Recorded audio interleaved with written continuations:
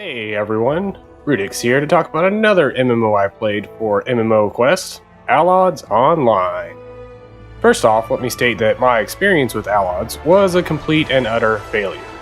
I just couldn't make it to max level. In fact, I think I only made it to level 25-ish, and I only played for roughly 20 hours. Let me go ahead and point out that the game wasn't bad, it was just incredibly boring. Most of the quests were pretty straightforward. Go kill X number of monsters, or pick up X amount of trash off the ground. The game did feature something I'd never seen before with quests though, that will probably be the only thing I really ever associate this game with later on in life. So as you do quests and fight monsters or do whatever you feel like doing, you gain these 3 sets of points. One set of points is for reputation, another is for quests, and the last is for experience points. All 3 of these sets of points are kind of a stockpile of the representative values, and as you complete things, the points go up. Now the kicker is how the points work. Let's start with the experience points related one.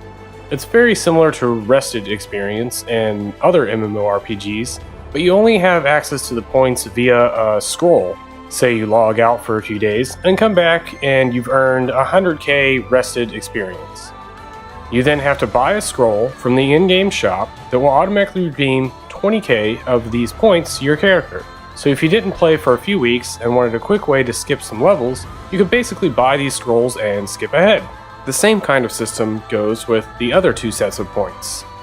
Any of the quests in the game have a set number of points that they cost that allows you to skip doing them and just straight up immediately turn in the quest. Starting off a new character, I was given a ton of these various scrolls, and as I played, I found myself more and more inclined to skip everything till I eventually lost interest in the game. Now this was definitely somewhat my own fault. Why play a game if you're just going to skip all the parts of the game that make up the game? And that's more or less why I stopped playing it. If I was actively just skipping everything to begin with, then it really doesn't seem like it was worth playing anyways. Now there are a lot of neat things about Allods that I did enjoy, like seeing all the different zones and how they had everything laid out. It was a very colorful game with some pretty cool features. One of the nicer features that I enjoyed was how you can recruit NPCs to fill certain roles for you in dungeons. Now I love doing dungeons as much as the next person, but when the leveling experience is mostly dead for newer players, it's nice to have a way to do dungeons without having to wait 3 hours in a queue only to have someone drop out like 3 minutes into it.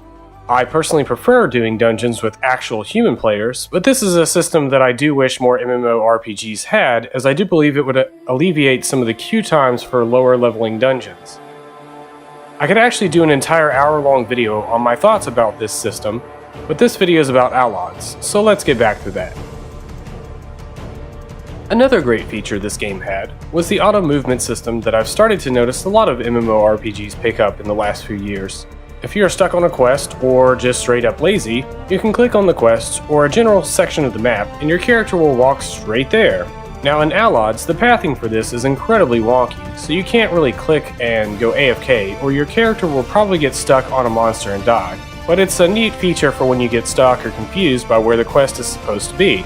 Most of the time, I ended up using it because some of the areas are really confusing. They would tell you to go visit some building or something, but never be very specific about the fact that you needed to be in the basement or which floor all the enemies are actually on.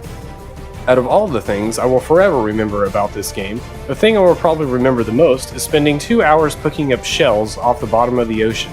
Like most MMORPGs, this game features mounts that travel at various speeds. The basic mount is incredibly slow. When I played Allods, they happened to be doing an event for summer that apparently had a reward of one of the fastest mounts in the game.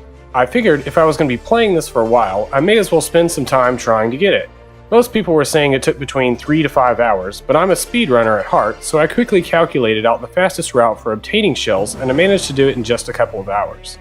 Like most of this game, it wasn't a very eventful experience as I swam around the ocean, but I did eventually get the mount I wanted and moved on.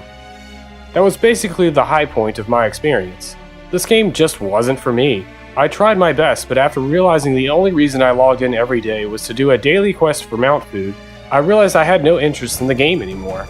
As I mentioned earlier, it wasn't a bad game, it just was incredibly boring. And from what a lot of people were telling me, it just got worse, and eventually reached a point where in order to do anything, you had to spend a ton of real-life money. I've never actually played an MMORPG that was pay to win, but from what I came to understand, this one is one of the more agitating ones, as people have spent literally thousands of dollars on their characters.